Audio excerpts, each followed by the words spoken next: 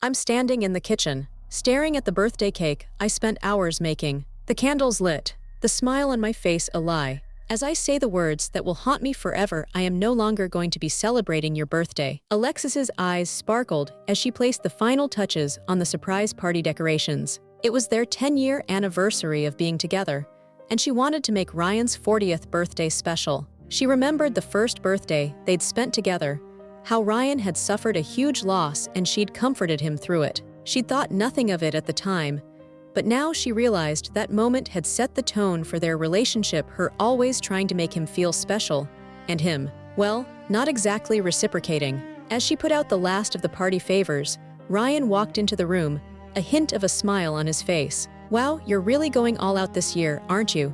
he said, his eyes scanning the room. Alexis beamed with pride. "I wanted to make it special. You deserve it." But then something happened. Ryan's expression shifted, and for a brief moment, his eyes flickered with a hint of disdain. He cleared his throat, and the moment was gone. "Thanks, I appreciate it." Alexis didn't think much of it, chalking it up to his gruff morning demeanor. Little did she know, it was just the beginning. As I planned Ryan's 40th birthday celebration, I couldn't help but think back to our first year together. He had suffered a huge loss, and I had comforted and supported him through it, trying to make him feel special despite the circumstances. Over time, I learned about his unhappy childhood birthdays, growing up in a big family, and how he often had to babysit his younger siblings while his parents worked or went out. I decided then that I would make his birthdays special, going above and beyond to plan celebrations. His mom and I threw him a surprise party, and I even got him concert tickets he was excited for. But on the day of the party, he complained about everything: the food, the cake, the date, the time. I brushed it off, thinking he was just having a bad day. But then something happened. As we were cleaning up, he mentioned that I had spent too much money on the party and tickets, and that I shouldn't have. His tone was laced with entitlement, but I rationalized it, thinking, he's just stressed about turning 40. I thought nothing of it at the time, but looking back, it was a subtle red flag. As I stood in the kitchen, busily preparing Ryan's favorite breakfast for his 40th birthday, I couldn't shake off the lingering hurt from his reaction to the surprise party. His complaints still echoed in my mind, a stark contrast to the excitement and love I'd poured into planning the celebration. I had thought, this time will be different, but the familiar sting of his criticism made my hands move with a hint of bitterness. But then something happened. As I cracked eggs into a bowl, my gaze drifted to the concert tickets I'd surprised him with. Tickets he'd been the kitchen seemed to shrink, and I felt like I was drowning in a sea of my own making. What I discovered next made my stomach drop. I wasn't making his birthdays special, I was trying to fix his childhood traumas, and he was letting me. The thought sent a searing pain through my chest, like a crack in the foundation of our relationship. I stood frozen, eggs suspended midair, as the weight of my actions settled upon me. I glanced at the birthday cake still sitting on the counter, the candles that had been lit just hours before now melted and dripping down the side. A sad, waxen smile that seemed to mock me. Was I the problem? Was I perpetuating this cycle of entitlement and ingratitude? The questions swirled, a maelstrom of self-doubt that threatened to consume me. As I stood in the kitchen, pouring Ryan a cup of coffee on his actual birthday, I couldn't shake off the lingering hurt from the party debacle. I had tried to brush it off, to focus on making today special, but the sting of his ingratitude still lingered. I handed him the cup, forcing a bright smile onto my face. "Happy birthday, love. I made your favorite coffee drink."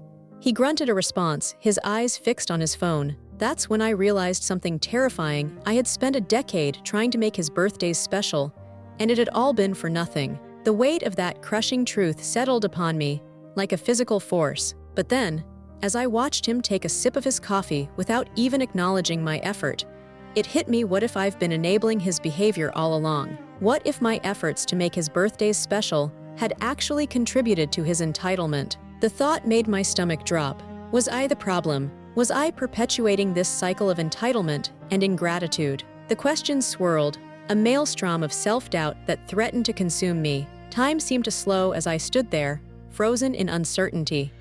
I stood in the kitchen, my hands shaking as I poured myself a glass of water. Ryan sat at the table, his eyes fixed on his phone, a scowl etched on his face. It was his birthday, and I had tried to make it special, despite the disaster of the surprise party. But now, as I looked at him, I felt a growing sense of frustration and hurt. "I'm so done with this," I said, my voice barely above a whisper.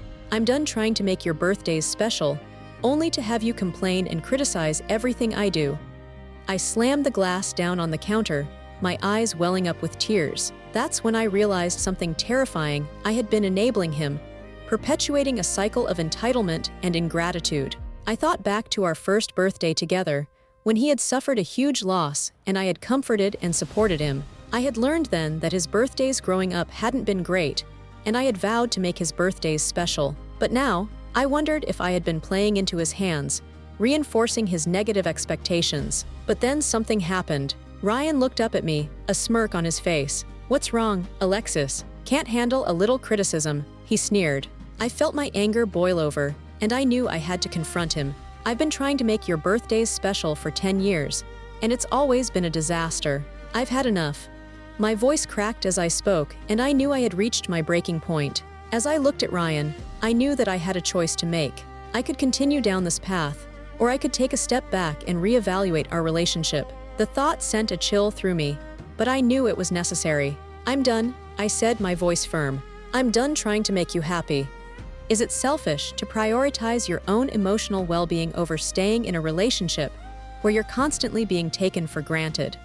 I stood in the kitchen, my eyes locked on Ryan's, my voice still firm from the declaration I'd just made. "I'm done," I repeated, the words feeling like a weight lifting off my shoulders. But then something happened. Ryan's expression didn't change, but his eyes seemed to gleam with a faint triumph. That's when I realized something terrifying. I wasn't the one trying to make him happy. He was trying to keep me trapped in a cycle of disappointment. I thought back to our first birthday together, when I'd comforted him through his loss. "You were always the one who needed to be comforted," I said, my voice barely above a whisper. Ryan's smirk faltered, and for a moment, I saw a glimmer of truth. "I'm just not enough for you, am I?" I asked, my words hanging in the air like a challenge. Hello, I'm Dr. Julian Reed. As a clinical psychologist with a focus on high-conflict relationships, I've analyzed the situation between Alexis and Ryan, and I'm here to provide my expert insights. What you've just witnessed is a textbook example of emotional abuse with narcissistic tendencies. Ryan's behavior, characterized by a smirk and a sneer, is a classic display of emotional manipulation. He expertly shifts the focus away from his own hurtful actions and onto Alexis's emotional response, making her feel responsible for his happiness. This is a hallmark of narcissistic personality traits, where the individual prioritizes their own emotional needs above others, often at the expense of those around them. The mechanism at play here is a step-by-step process of gaslighting and emotional manipulation. First, Ryan sets up the situation by making unreasonable demands and expectations, which Alexis attempts to fulfill. When she inevitably fails to meet these expectations, he criticizes and belittles her efforts, making her feel inadequate and responsible for his disappointment. This creates a cycle of anxiety and self-doubt in Alexis, making her more susceptible to Ryan's manipulation. As she tries to address the issues, he shifts the focus onto her emotional response, making her feel like she's overreacting or being too sensitive. This is a deliberate tactic to maintain control and dominance in the relationship. Now, this raises a critical question. Is it morally justifiable to continue investing emotional energy into a relationship where the other partner consistently displays ungrateful and hurtful behavior? On one hand, it's understandable to want to hold on to the relationship and make it work, especially when there are strong emotional bonds and a history of positive interactions. On the other hand, continuing to invest in a relationship that is toxic and draining can have severe consequences for one's own mental health and well-being. It's a difficult dilemma, and there's no straightforward answer. Both perspectives have valid points, and it ultimately comes down to individual values and priorities. If you recognized any of this, the dynamics of emotional manipulation, the gaslighting, the constant feeling of walking on eggshells, you already know what to do. You're likely part of a tribe that understands the complexities of high-conflict relationships and the importance of prioritizing one's own emotional well-being. I invite you to join me in exploring these issues further, to dissect the mechanisms of emotional abuse, and to develop strategies for reclaiming control and agency in your own relationships. So the real question is this: is it morally justifiable to continue investing emotional energy into a relationship where the other partner consistently displays ungrateful and hurtful behavior. Some of you will say one thing, others will say the opposite. Comments are open. I want to hear both sides.